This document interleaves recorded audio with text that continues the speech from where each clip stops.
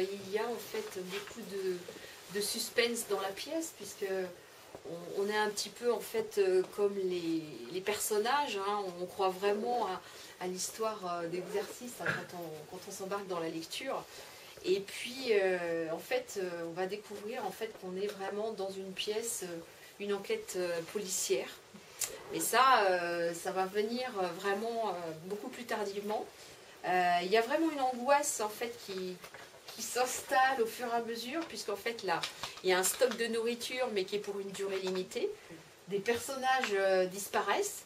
Et alors, la question que chacun se pose à tout moment, c'est qui va être le prochain à disparaître? Et on est un petit peu en fait dans l'ambivalence. Est-ce que c'est mieux de rester enfermé dans le sous-sol, ou est-ce qu'ils vont ceux qui partent? Donc il y a vraiment tout au long de la lecture ce stress qui monte, et puis bon, on va pas aller jusqu'au bout pour dévoiler la fin, mais c'est vraiment très bien mené, tous les ingrédients, hein, sont distillés au fur et à mesure, et il faut vraiment aller jusqu'au bout de la lecture pour comprendre ce qui se passe dans Fractal. Certains l'ont lu, vous connaissez. Il y a un moment aussi dans le fait où, comme ils pensent, enfin, c'est leur patron qui les fait descendre, et il y a aussi, entre eux, peut-être aussi une histoire de promotion. Ils se disent que c'est peut-être un test pour savoir jusqu'où ils peuvent aller pour avoir la place, etc.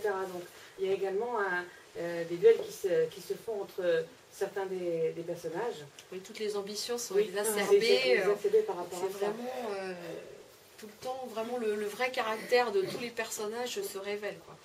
L'enfermement est vraiment un zoom sur la situation dans la société. Puis on a un microcosmos, parce qu'on a vraiment des personnages, des personnalités totalement différentes, qui ont déjà des relations très très fortes d'inimitié ou d'amitié entre eux.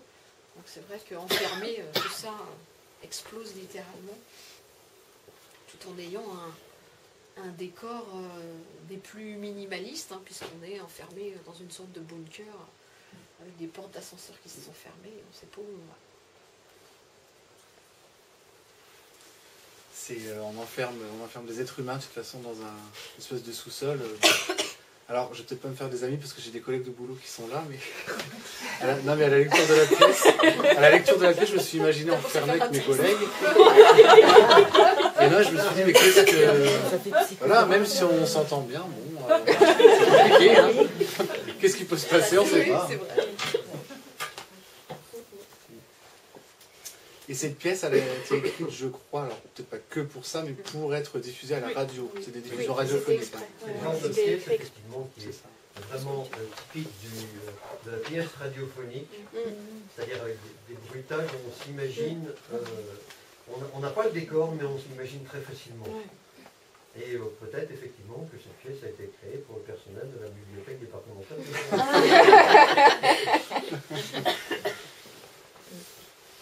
Et Marin Ledin, c'est aussi un jeune auteur, qui a une trentaine d'années aussi, et qui écrit aussi des polars.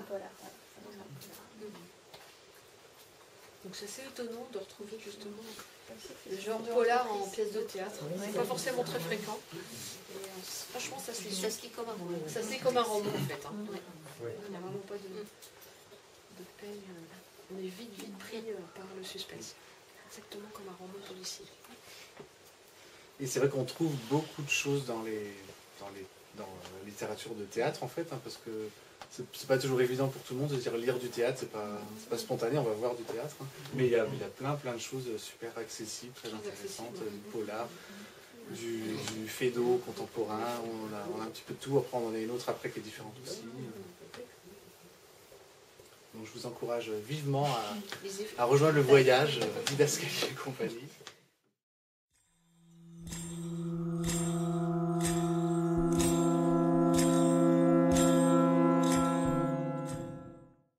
J'ai adoré la lecture donc, de cette pièce parce que ça changeait des autres pièces qu'on a dans le voyage. C'est vraiment les sentiments exacerbés et le personnage de la mère donc, que j'ai joué, Non, je ne suis pas hystérique, j'ai crié ce soir, mais pas tout le temps non plus. Donc tout est vraiment basé donc, sur l'apparition de cette jeune fille, ou jeune femme, on ne sait pas vraiment son âge, et c'est cette réapparition comment la famille va réagir. Et c'est centré autour de la mère. Enfin, je trouve, moi, que la pièce est centrée sur le personnage de la mère. Et d'ailleurs, ça finit sur... je ne sais pas sur quoi ça finit, mais la mère, justement, elle a une réaction en toute fin. On ne pouvait pas la deviner avant de la lire. Et c'est vraiment un texte très fort qui est basé sur comment faire ressentir les sentiments à travers la parole des personnages. Et il y a peu de didascalie, tout est vraiment sur le jeu des mots. Et on imagine la scène, et c'est un texte vraiment très beau et très fort. Voilà. Je vous encourage vraiment à mettre le nez dans ces pièces. Laurent Mauvignier, il a écrit pas mal de choses, surtout des romans. Je vous encourage aussi à aller sur le blog des Voyageurs du Soir parce qu'il y a un extrait, une interview de Laurent Mauvignier fait par Mola, la librairie Mola de Bordeaux, qui est très intéressant, où il parle de ce texte, et notamment de sa genèse, où il dit que ça fait très longtemps qu'il a ça en tête, mais qu'il ne savait pas trop comment ça c'était. Alors au départ, c'était un roman qui est devenu un scénario, qui est devenu finalement une pièce de théâtre. Enfin, c'est assez intéressant. Et puis c'est étonnant, c'est très étonnant comme texte. Donc je vous encourage vivement à le découvrir si ce n'est pas déjà fait. Personne d'autre l'a lu ou veut dire quelque chose? Moi personnellement j'ai eu du mal à accrocher, Ouais. moi j'aime plus ce qui est policier, donc là j'ai vraiment eu plus de mal à comprendre Ah mais ça tout se joue sur ça, c'est ça. C'est ça, même en lisant pas le résumé, on se demande ce qui se passe. Oui. Mais ça peut être vraiment tout. Enfin, au début, je me disais, c'est bon, il y a eu un meurtre, il a tué quelqu'un, il revient, il va se faire prendre. Enfin, on imagine tout sauf ça. Et finalement, c'est ça finalement qui est beau. Mais c'est vrai qu'au-delà de la lecture seule, qui peut être déroutante, c'est vraiment un texte où il faut s'imaginer qu'on est spectateur, parce que quand on voit le grand-père qui est mort réapparaître, on dit voilà,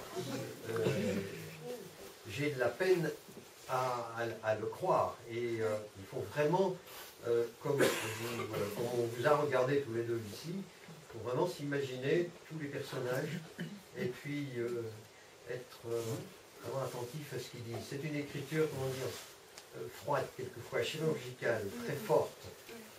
Mais c'est sûr que ça peut être déroutant par rapport à d'autres textes plus faciles.